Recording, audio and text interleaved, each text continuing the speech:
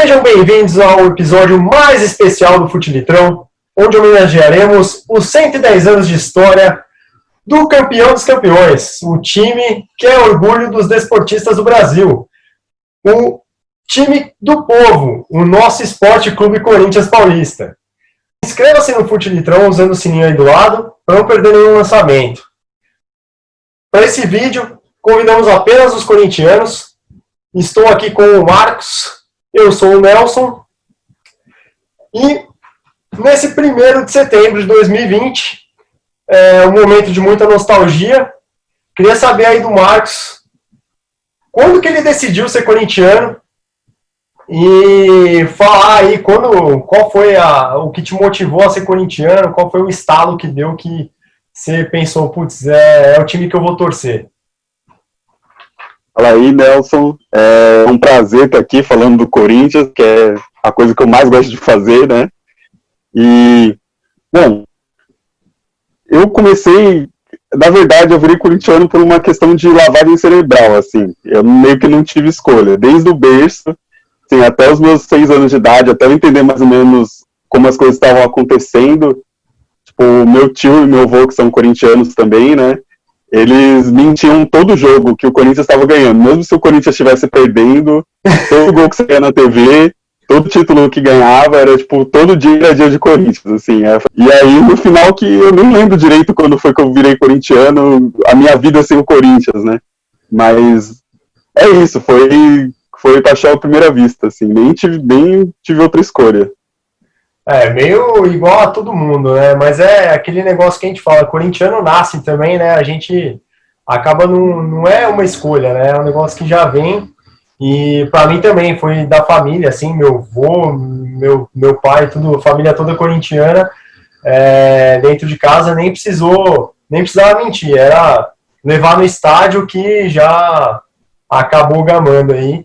E aí, para mim, o que marcou, assim, como a escolha do time que eu ia torcer foi quando eu fui a primeira vez no estádio, que foi contra o Criciúma, lá no Morumbi. Putz, faz tempo, acho que foi em 96, se eu não me engano, não lembro exatamente o ano, e o Corinthians ganhou de 3-1, ainda na época de bandeirão, então o Morumbi com os bandeirões lá ficava bonito pra caramba, e pô, saiu com uma vitória, eu criança, foi um negócio que falei, bom, é isso aqui e não tem jeito. Você lembra do primeiro jogo que você foi no estádio? Nossa, lembro. Eu demorei um pouco para ir pro estádio. Não era um hábito muito forte, assim, de casa. A gente assistia sempre pela TV o jogo. Mas o primeiro jogo que eu fui no estádio foi em 2005. Foi Corinthians e Brasiliense. E foi engraçado, porque foi na época no Brasiliense estava jogando o Marcelinho Carioca e o Vampeta.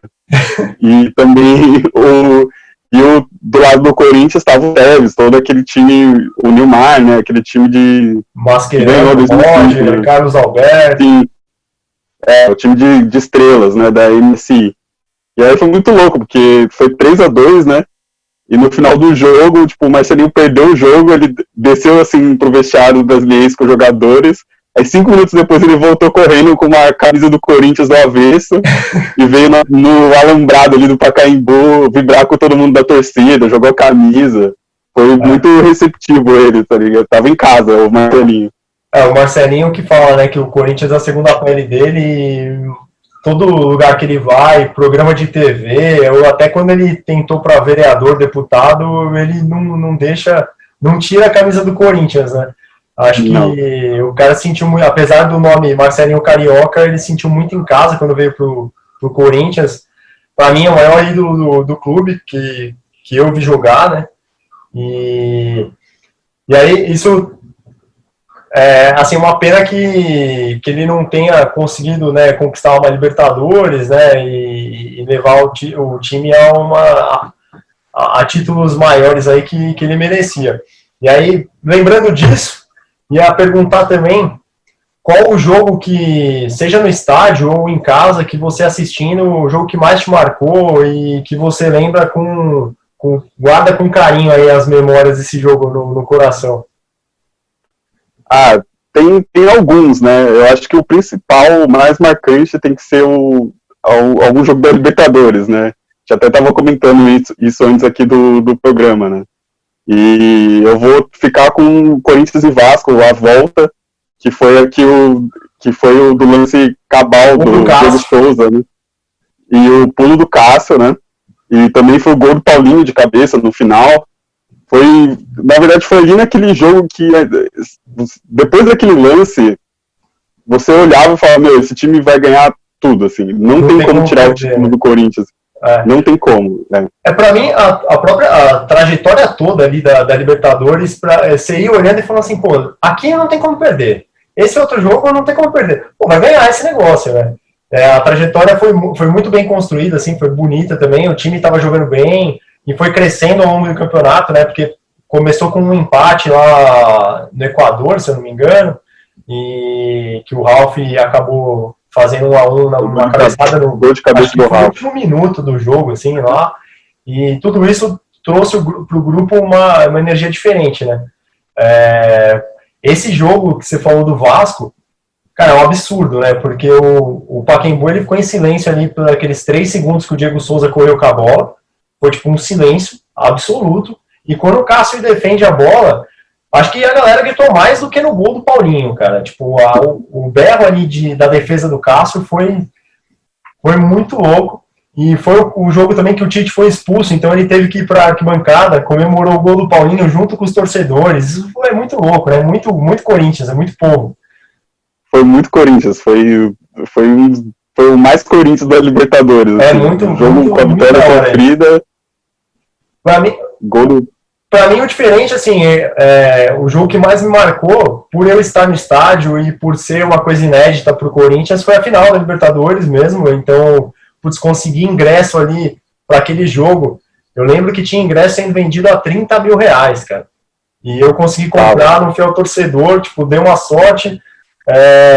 Paguei 30 conto, acho, no ingresso, assim, e vi o time ser campeão da Libertadores, cara. Era um negócio, assim, muito louco, jogando bem, com tudo que tinha direito, né? Então, fogos, foi o dia que eu vi o Pacaembu mais lotado, acho que eu não lembro de ter visto o Pacaembu abarrotado daquele jeito. A saída do estádio, tipo, eu saí de lá, era 1 da manhã, e ainda estava lotado de gente em volta. Então, assim, o jogo acabou meia-noite, e 1 da manhã ainda estava cheio de gente lá. Para chegar em casa, acho que eu cheguei umas 2, 3 da manhã depois em casa, porque putz, ainda fui passar num bar, né?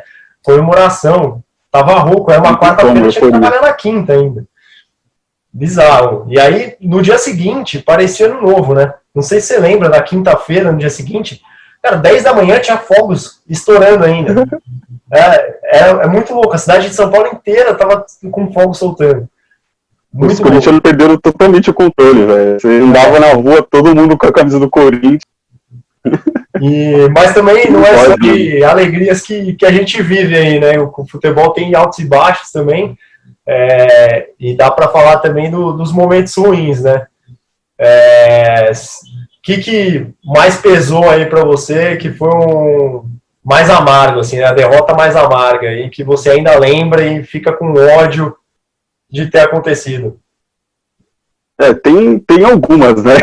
A gente, como corintiano, tem algumas, né? Mas vai ser inevitável falar daquele jogo contra o Boca, que a gente foi operado. Mas amargo por isso, não foi nem uma goleada, não foi um jogo que o Corinthians tinha acabado de ganhar o Mundial, a Libertadores, conquistado o mundo, então não era uma seca, né? Era uma coisa que foi tão operada pelo juiz, porque dava para ter certeza que aquele juiz entrou no campo para ferrar o Corinthians, assim. Teve aquela mão na bola, na área, mas foi um absurdo aquele jogo. Teve um gol que o Pato perdeu na cara do gol. Teve aquele golaço do Riquelme, que eu tenho certeza que ele queria cruzar. Tudo deu errado naquele jogo. Tudo deu errado. Para mim, esse é o mais marcante. E era pela expectativa também, né? Acho que a gente tinha uma expectativa alta, porque o time tinha acabado de ser campeão no ano anterior, estava com o time todo montado, a base ainda, e contratou peças novas, né? O Pato que vinha como promessa.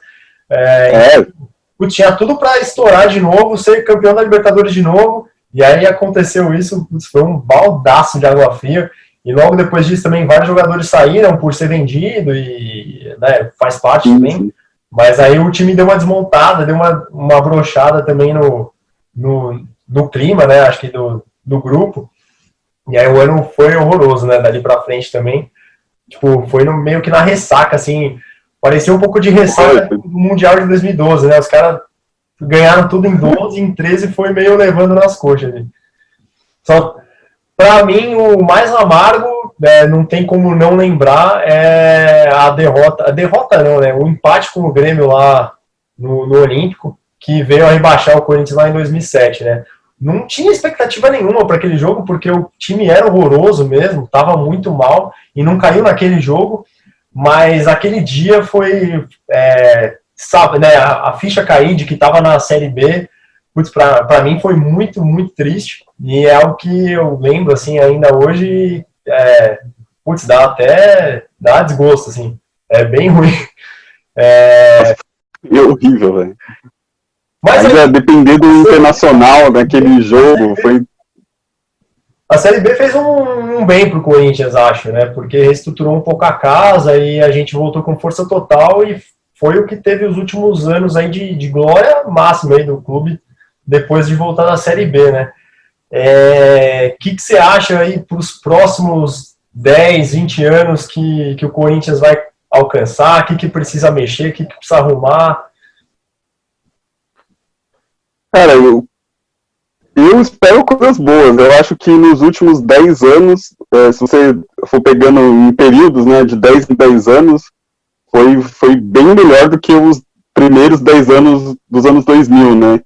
Que a gente foi rebaixado, era uma época que eu tinha outros times muito no topo, né? São Paulo ganhou 3 brasileiros, e nessa última década o Corinthians soube, mesmo em momentos ruins, tava ganhando título, tava ganhando, né? Sempre brigando.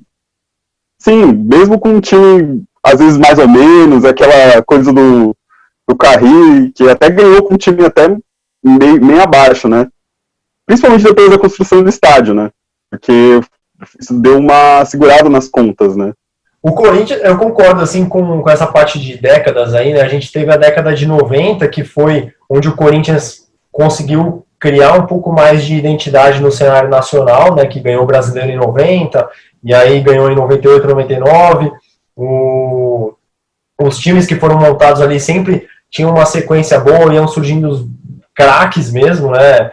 Então, Rincon, Marcelinho, Neto, Vampeta, próprio Ricardinho, o Dida, que chegou o Dida chegou em 99, né? Mas, assim, foram times bons, sempre com craques, mas o futebol brasileiro era muito forte naquela época, né? Então era difícil disputar ali, sempre no topo, e o Corinthians conseguiu também ali naquele momento. Aí já nos anos 2000, já veio um pouco mais de modernidade, né, para o futebol brasileiro, mudou o formato também do Campeonato Brasileiro em 2003, e aí os times tinham que ficar mais consistentes, com mais plantel, então não era aquele negócio de, né, o mata-mata já deixou de existir, né, ficava só nas Copas, Libertadores, Copa do Brasil, então precisava de mais plantel. E aí, nesse período de 2000 a 2010, o Corinthians viveu uma época de adaptação, assim, a esse novo formato, né. Eram uns altos e baixos bizarros, né, então, tipo, foi campeão em 2005, rebaixado em 2007, 2 anos depois. Como é que um time que foi campeão em 2 anos atrás é rebaixado no outro ano? E eu lembro que 2002 a gente, 2002 a gente chegou na final.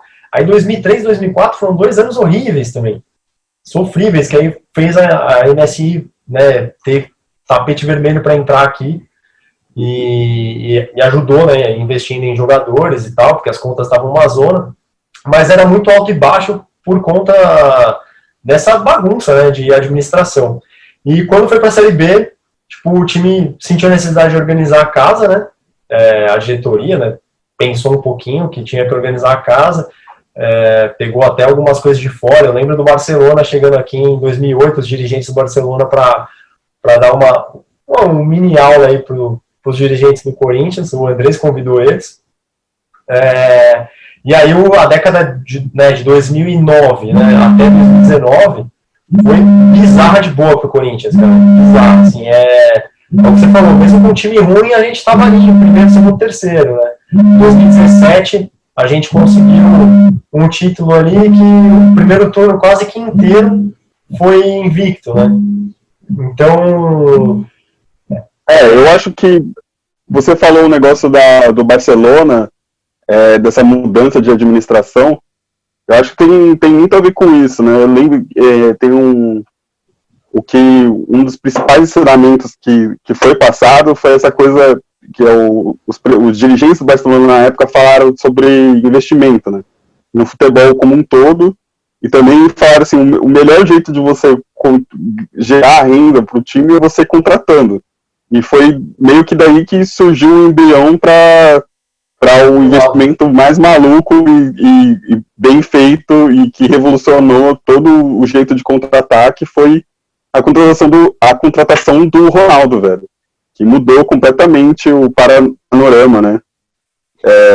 Tanto que esse modelo de contratação virou um modelo para outras contratações de gente de fora importante. Ronaldinho Gaúcho, Neymar só ficou aqui por conta desse modelo publicitário, né? Foi uma coisa que o Corinthians encabeçou, esse tipo de coisa, e acabou dando certo, deu muito certo. Às vezes dá errado também, deu errado logo em seguida com o Pato, né? Mas o Corinthians tentou a mesma coisa com o Adriano também, que foi logo depois do Ronaldo, não deu certo também. Mas o Ronaldo realmente mudou o patamar do clube, assim, por conta de todo o investimento que veio por causa do nome dele. Ele jogando bola era sensacional, é um fenômeno mesmo. Eu ia no estádio ver jogo do Corinthians, você via gente de tudo quanto é time lá, tipo, querendo ver o Ronaldo. Então você via nego com camisa do Fluminense, cara com camisa do Bahia, tipo, pra ver o Ronaldo jogar, não era pra ver o Corinthians, sabe? Esse time de 2009 era muito divertido de ver, assim. É um dos melhores, não sei se é o melhor time do Corinthians, assim, mas que eu vi.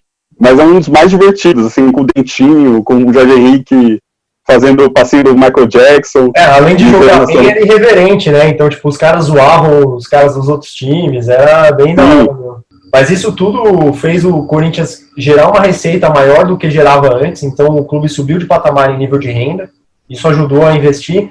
E a ideia do estádio, né, que foi ser construída em 2013, ela vem dessa conversa com o Barcelona lá em 2008. Porque os caras fixaram na cabeça do Andrés que o estádio é uma fonte de receita bizarra. E realmente é. Só que nos moldes que a gente contratou isso aí, tem muita coisa para pagar ainda. Então a dívida ficou grande. A gente pegou o período ali de juros altos, né? E tem que pagar essa dívida agora. Então tá para anunciar aí hoje o naming rights da Arena Corinthians. A gente vai tentar chutar quem é, mas isso vai ajudar muito se realmente fechar, porque alivia muita dívida, alivia o cofre do clube para voltar a fazer investimentos para o futuro, né? E o que está complicando muito a vida do Corinthians nos últimos anos é essa renda da torcida, porque a torcida lota o estádio, mas o dinheiro não vai para o time. É só ver o tanto de receita que os outros clubes arrecadam, né? O BMG, que hoje está estampando, né, a frente da camisa, paga 12 milhões no ano. Isso é muito pouco. Só de bilheteria no ano, tem mais ou menos uns 40, 50 milhões ali. Se você for pensar que são uns 40 jogos, né, em casa por ano, e cada um desses jogos dá uns 1,5 milhão, 2 milhões de bilheteria, essa conta mais ou menos. Então, é muito mais dinheiro do que o patrocínio, e é uma receita que está presa, né? Mas faz parte, se sair esse naming rights, né, alivia bastante, acho que a gente consegue contratar, mas não é só isso, né? Acho que ter o dinheiro na mão não é tudo também, acho que tem que investir direito, né? A gente viu alguns clubes aí, não vou citar aqui, mas é um verde, que teve muito dinheiro na mão e demorou para conseguir título aí, né? Perdeu 3 vezes no Paulista seguido para nós que estamos capenga e a gente acabou beliscando tricampeonato em cima deles. Então não é só dinheiro, tem que saber investir. Uma coisa que eu acho que o Corinthians faz diferente dos outros times, né, que a gente vê nesses últimos anos, né, de o grupo tá sempre muito unido, né.